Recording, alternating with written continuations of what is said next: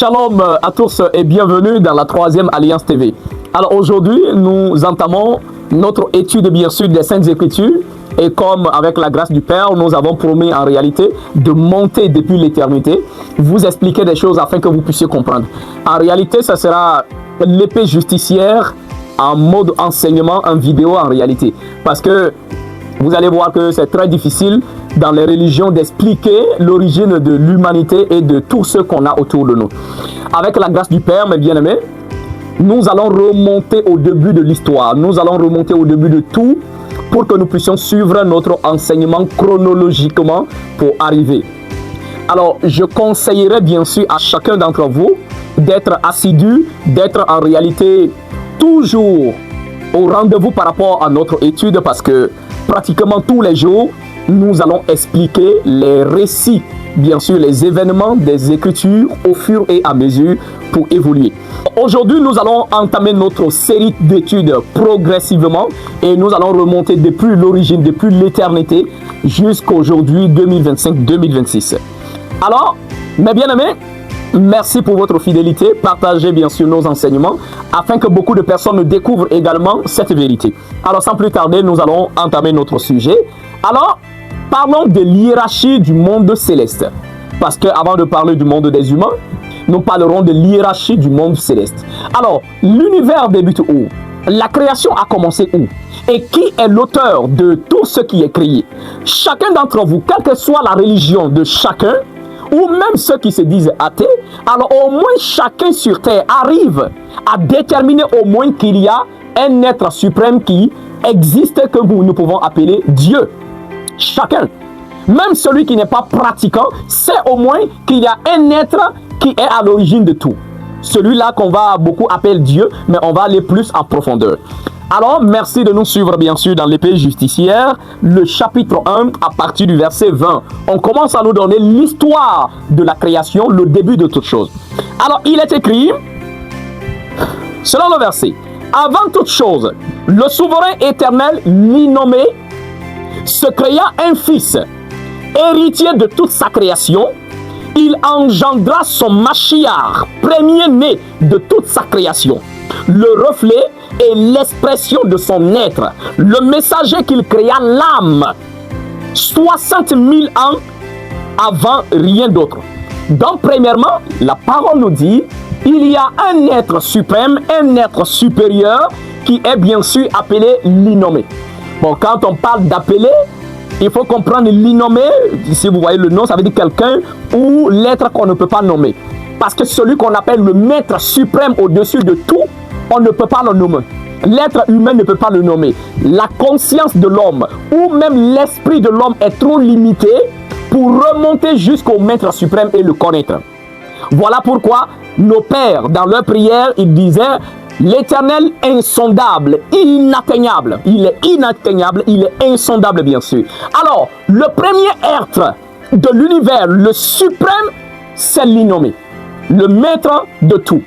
Donc, on ne peut pas le nommer, voilà pourquoi nous l'avons désigné comme l'innommé, quelqu'un qu'on ne peut pas nommer. Mais comprenez qu'il n'est pas au 7e ciel. L'innommé est dans l'éternité. Or, quand on parle de l'éternité, c'est un endroit où il n'y a ni début, pas de fin, pas de commencement. Alors, il y a un maître suprême qui est dans l'éternité. Même dans votre Bible chrétienne, votre Bible vous dira, Genèse 1, le verset 1, il vous dira, au commencement, Dieu créa les cieux et la terre.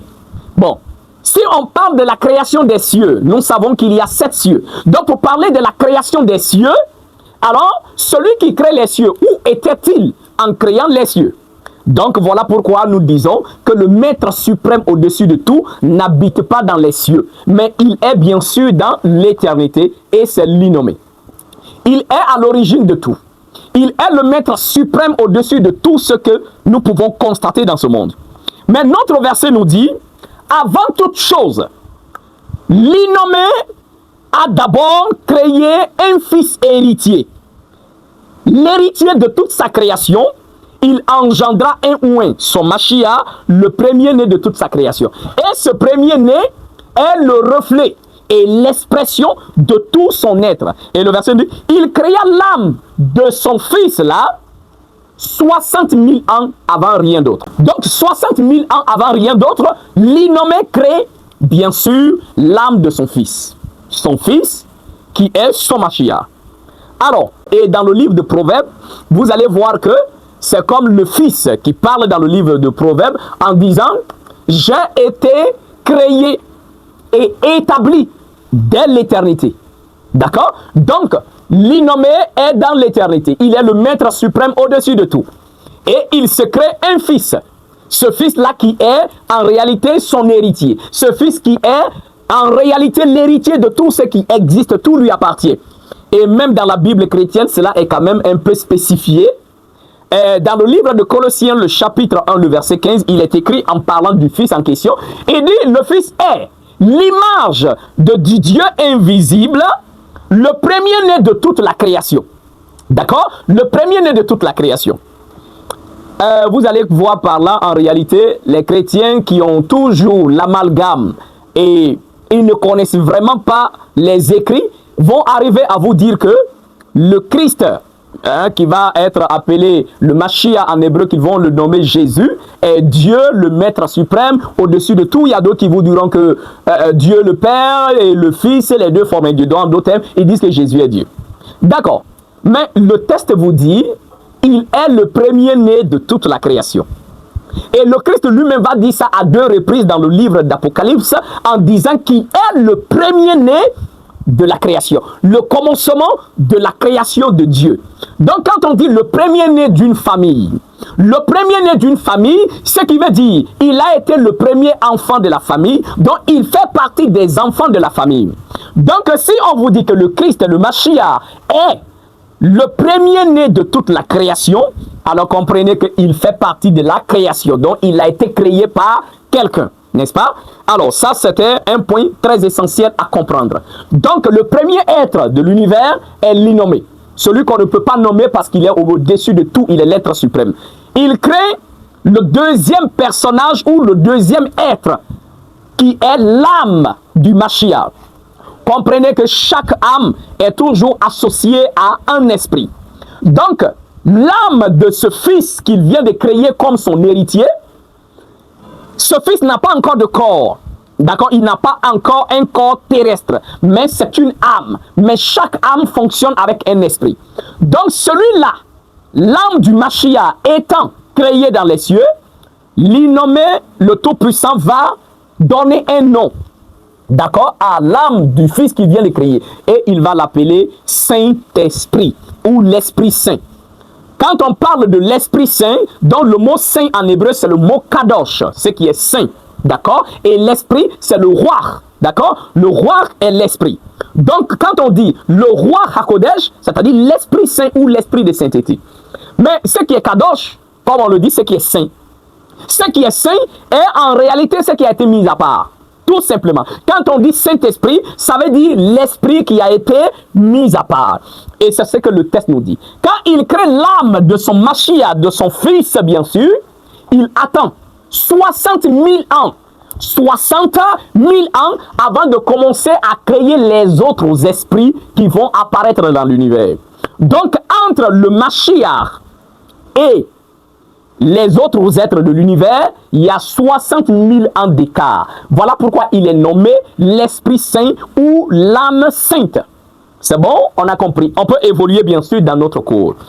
Alors, le Fils est l'héritier du monde. Tout lui appartient. D'accord? Et comme je le dis toujours dans la Bible chrétienne, Colossiens 1 maintenant, le verset 16 nous dit, car en lui, c'est-à-dire dans le Fils, en lui, tout a été créé par lui et pour lui.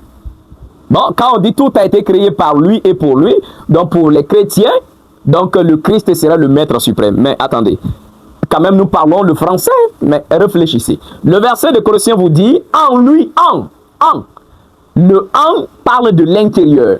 L'innommé crée son fils, d'accord, qui est le Mashiach, l'âme de son fils. Maintenant, à l'intérieur de l'âme du fils, à l'intérieur, pas à l'extérieur, à l'intérieur, le verset dit, le Tout-Puissant va créer tout en lui.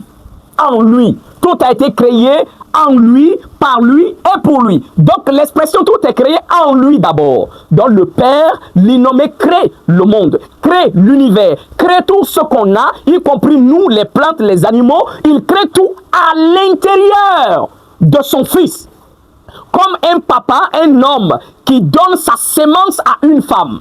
Comme un homme donne sa sémence, dépose son bébé dans le ventre d'une femme, et le jour de l'accouchement, la femme va aller faire sortir le bébé qui a été déposé dans son ventre.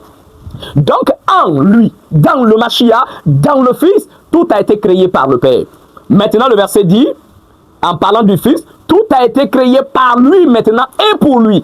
Mais le deuxième point, tout a été créé par lui. C'est-à-dire, quand le Père crée tout à l'intérieur de lui, le Père lui dit maintenant, ce que j'ai mis en toi, il faut matérialiser. Ce que j'ai créé en toi, il faut maintenant faire sortir toute la création. Et c'est là, maintenant, le Mashiach, le Fils, l'héritier, se met à matérialiser ce qui a été déposé en lui par son Père. Simple, j'espère que vous avez compris. Donc, alors, si vous avez compris ce principe, maintenant nous pouvons évoluer. Alors, merci de suivre, bien sûr, la première partie de cet enseignement sur l'innommé. Alors, je vous donne rendez-vous, bien sûr, pour la deuxième partie de notre enseignement. Alors, que le Tout-Puissant vous accorde sa grâce et qu'il vous donne une bonne compréhension de sa parole. C'était le Cohen Anazi Lezeria et moi, je vous dis Shalom.